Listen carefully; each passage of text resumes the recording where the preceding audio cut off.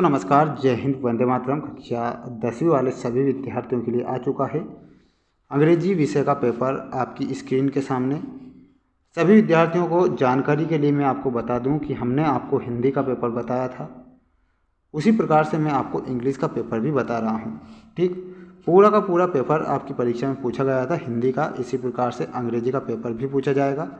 तो सभी को वीडियो को अंत तक देखना है। बढ़ते हैं क्वेश्चन की ओर। क्वेश्चन आप सभी प्यारे बच्चे देख सकते हैं, काफ़ी महत्वपूर्ण क्वेश्चन है।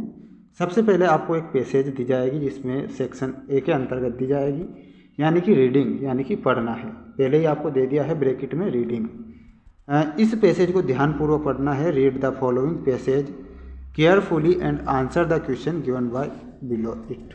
ठीक, यहाँ पर सभी प्यारे विद्यार्थी केयरफुली यानी कि केयर से अच्छे से इस पैसेज को ध्यानपूर्वक देख लीजिए, पढ़ लीजिए, और इससे रिलेटेड क्वेश्चन किस प्रकार बनेंगे वो भी मैं अब आपको बता रहा हूँ। देखिए, क्वेश्चन यहाँ पर बनेगा आपका पैसेज से, और जिसमें पूछा गया है give a suitable title for the above passage, यानी कि जो पैसेज आपको ने जो पैसेज पढ़ेंगे जो कि किससे रिलेटेड हैं, सुटेबल टाइटल कौन सा है ये आपको यहाँ पर बताना रहेगा। ठीक, यहाँ पर आप सभी का जो सही उत्तर हो जाएगा वो हो जाएगा टिट फॉर टैट। यहाँ पर ऑप्शन नंबर डी सही उत्तर हो जाएगा। Tit for tat will be correct answer, जो कि पूरी की पूरी पैसेज आपको दी गई थी।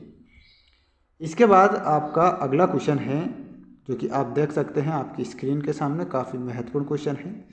सभी को इन प्रश्नों को याद करके ही जाना है। क्वेश्चन में पूछा गया है which word the opposite of the word reach, यानी कि जो अपोजिट जो शब्द है उसका आपको रीच जो शब्द है उसका आपको अपोजिट वर्ड बताना रहेगा।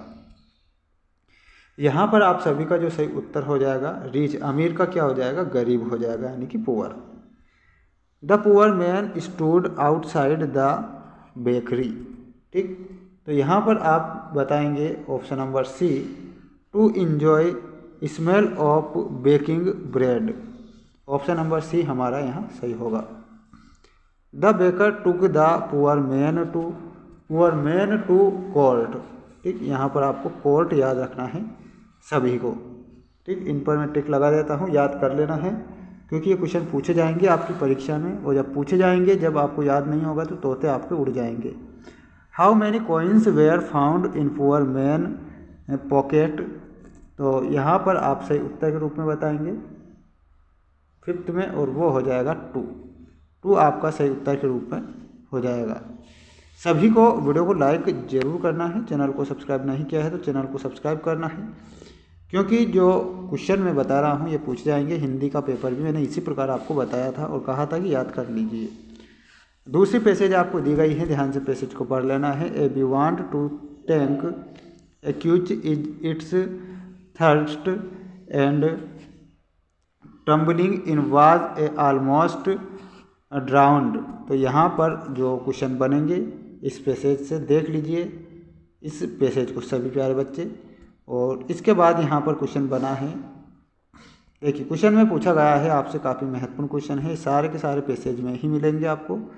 What did the we feel when it was saved by the dog. तो यहाँ पर आप करेक्ट क्या बताएंगे, और देखिए यहाँ पर ऑप्शन जो दिए गए हैं आपका जो सही होगा वो हो जाएगा gratitude will be correct answer. Option number B यहाँ पर जो दिया गया है वो सही उत्तर रहेगा। Who danced with the pen, तो यहाँ पर आपको द बॉय बताना है। अगला है the meaning of the word tumbling is, तो यहाँ पर आपको मीनिंग्स बताना है टम्बलिंग का, और वो हो जाएगा फेलिंग। ठीक, फेलिंग करेंगे। The we went to the tank, तो यहाँ पर आपका जो सही उत्तर हो जाएगा वो हो जाएगा टू क्यून्स इट्स थर्स्ट। ठीक, ये आपका सही होगा। अगला क्वेश्चन है जिसमें पूछा गया है, काफ़ी महत्वपूर्ण क्वेश्चन है। हु सेव्ड द बी, तो यहाँ पर आपको बताना है, और वो हो जाएगा Dove will be correct answer. ये डव साबुन नहीं है ना।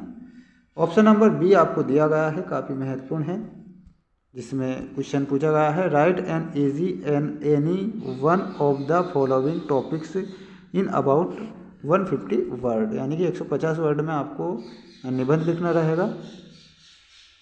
ऑनलाइन एजुकेशन के बारे में दिया गया है और पॉपुलेशन के बारे में दिया गया है, इलेक्ट्रिसिटी के बारे में दिया गया है, वुमेन इम्प्रूवमेंट के बारे में दिया गया है। तो इनमें से कोई सा भी आप एक निबंध लिख सकते हैं, ठीक। और अथवा में भी आपको क्वेश्चन दिया गया है, यहाँ पर जो 5th नंबर का जो क्वेश्चन है आप देख सकते हैं, काफ़ी महत्वपूर्ण क्वेश्चन है, जिसमें आपको एक पैसेज दी गई है, read the passage carefully answer and question आपको करना है। पैसेज को ध्यान से पढ़ लेना है, इसके बाद में कुछ महत्वपूर्ण क्वेश्चन होते हैं, इन्हें आपको याद करना है, ठीक।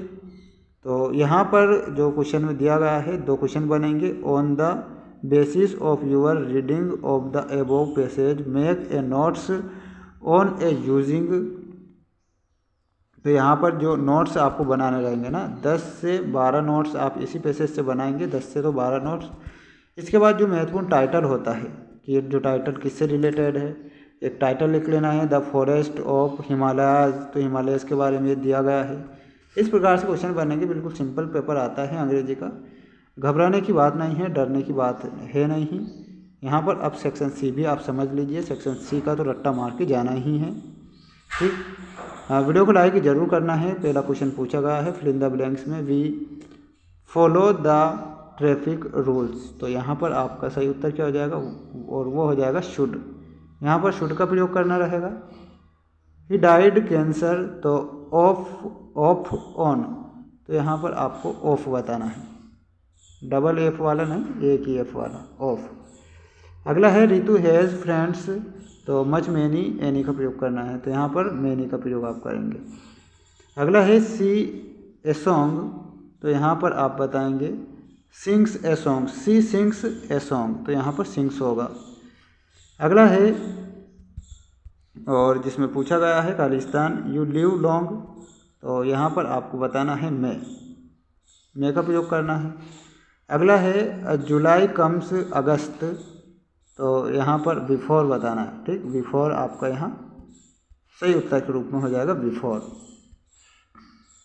Ashok was one of greatest king of India, एंदा का प्रयोग वाला एक क्वेश्चन तो बनेगा ही, तो यहाँ पर दा का प्रयोग आपको करना रहेगा। सिंपल कुछ पेपर आता है अंग्रेजी का, ज़्यादा डिफिकल्ट नहीं होता है, बस आपको पढ़ना है, पैसेज वगैरह कर देना। ये क्वेश्चन आते हैं, इन्हें करोगे पास हो जाओगे आराम से।